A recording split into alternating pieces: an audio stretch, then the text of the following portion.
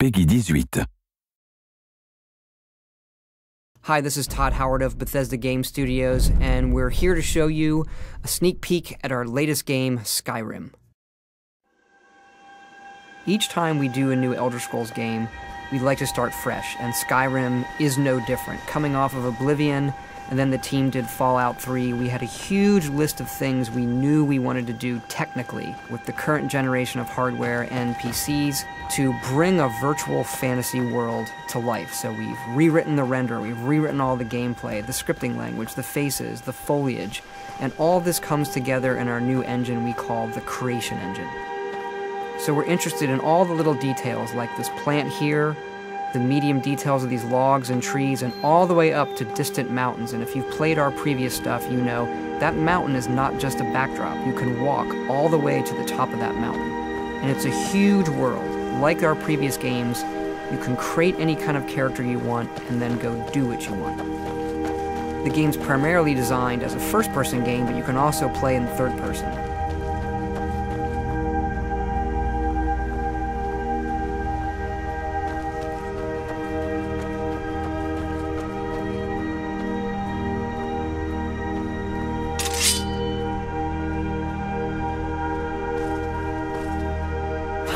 Our big motto for Skyrim is, you are who you play. So whatever you have in your hands, whatever you're using, you're going to get better at, and then you're going to level up. The right trigger does your right hand, and the left trigger does your left hand.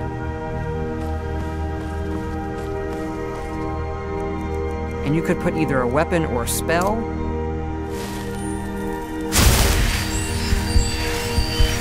You can also dual wield spells. What's really cool here is, if you put the same spell on both hands and pull both triggers, you can get a bigger, more powerful version of that spell. Up here we have standing stones. There are 13 of these throughout Skyrim's landscape, and they give you special abilities, but you can only have one of these active at a time.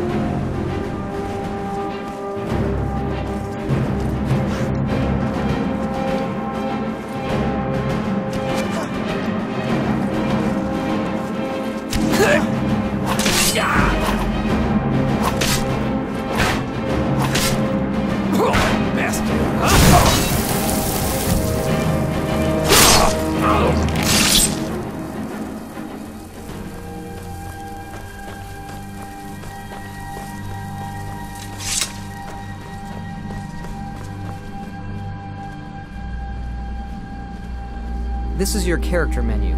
Here you can see all your items, not just what they do stat-wise, but also what they look like. Each of the thousands of objects you can find can be zoomed in, rotated, and looked at in high detail.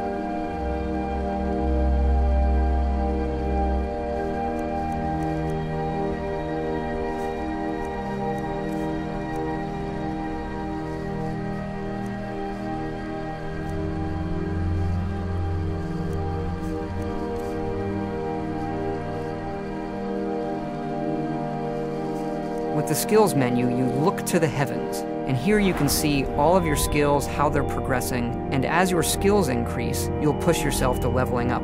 The higher the skill, the more it affects your level progress. And when you level up, you get to pick a perk. Each of these skills has its own perk tree. As you develop your character, it's like the game is drawing this custom constellation for who you are. Lastly, we have the map, and we're just going to pull the camera back here and show you how the level of detail system works in the game. We're just rendering the whole world.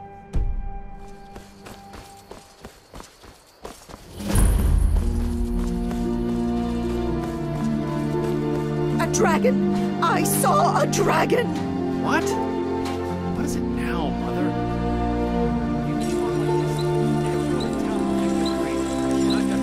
Ain't every day we get visitors in Riverwood.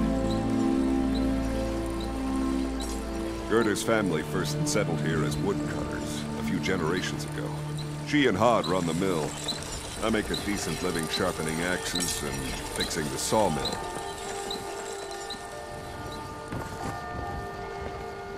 Here for work? Get an axe. Bring me all the wood you can chop.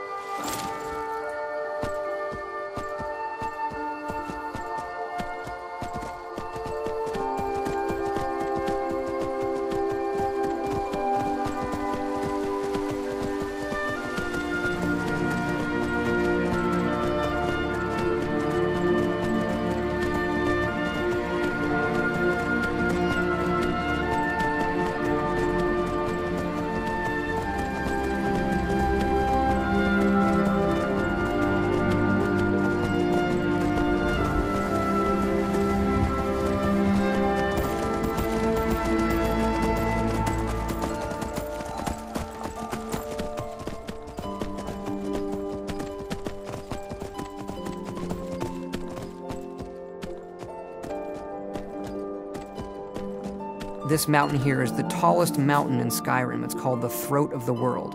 It is home to the Greybeards, who are masters of the voice. The voice is the ability to use the language of dragons and form these magical shouts. And this is a power that you will learn throughout Skyrim's main quest.